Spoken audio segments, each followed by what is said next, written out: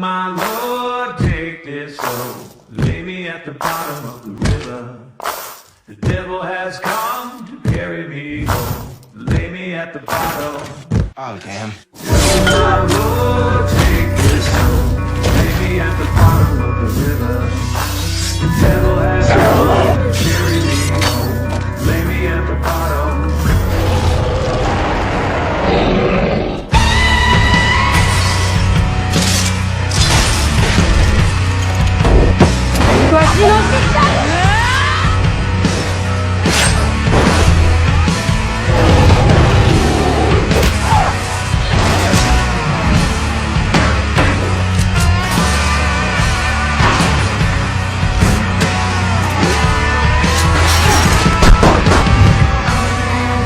What if she's dying?